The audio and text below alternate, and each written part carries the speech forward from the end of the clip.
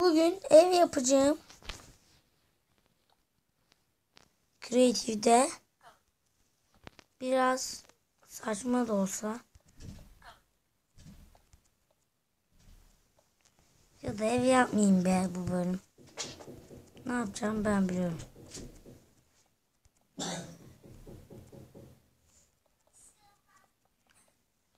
TNT yapacağım ya. Bakın şimdi TNT'den ev yapacağım. Göreceksiniz neler yapacağım.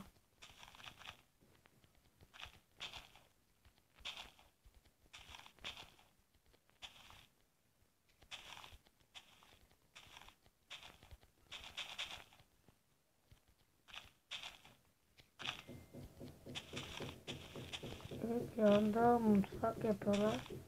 Yani komşum mutfak yeni taşındılar. Mutfaklarını yapıyorlar. Ondan böyle ses var.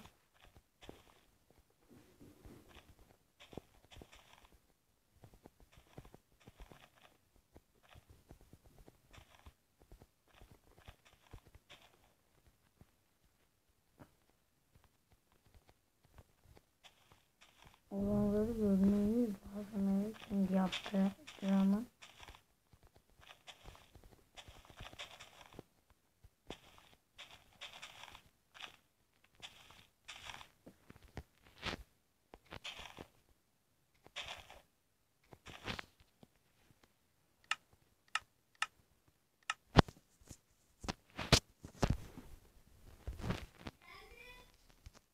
Bakın bu konu. Bunu görünce sizin içiniz patlayacak bildiğiniz. Bak.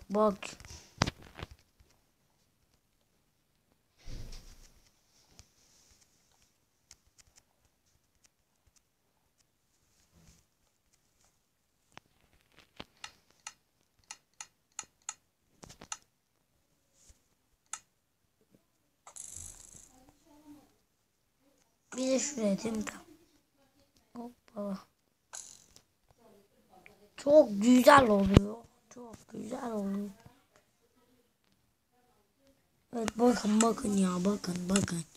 Şimdi yapacaklarıma bakın dünya. Gidecek içiniz acıyacak.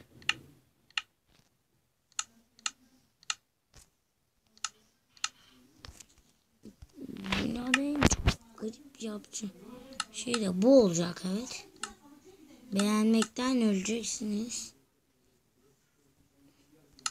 Bakın. Bakın şimdi bu kardan adamları yapıyor mu acaba?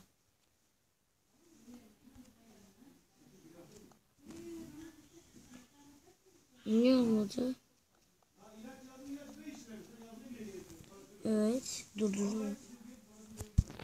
Evet arkadaşlar, bir süre durdurdum videoyu. Bir şeye bakmıştım. Özür dilerim.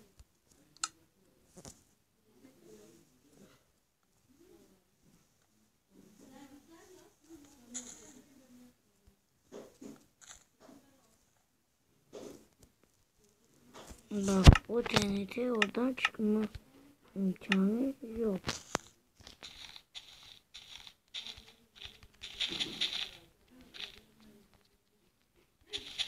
Bakın ben oraya bir de zombi atmazsam benim adım önünde.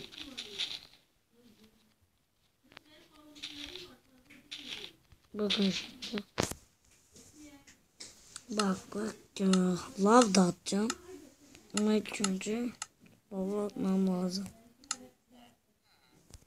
2 tane şöyle. Bakın şimdi katlıyorum.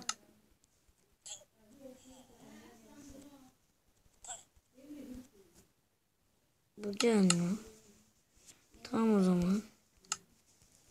Bu da mı gelmezmiş? Alın o zaman sizi.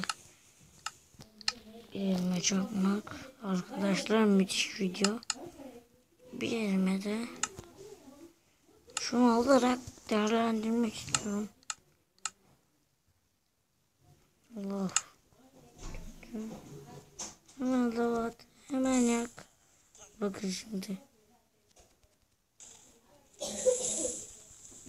Bakın. Bir lava yaktım, bir de TNT ile patlattım.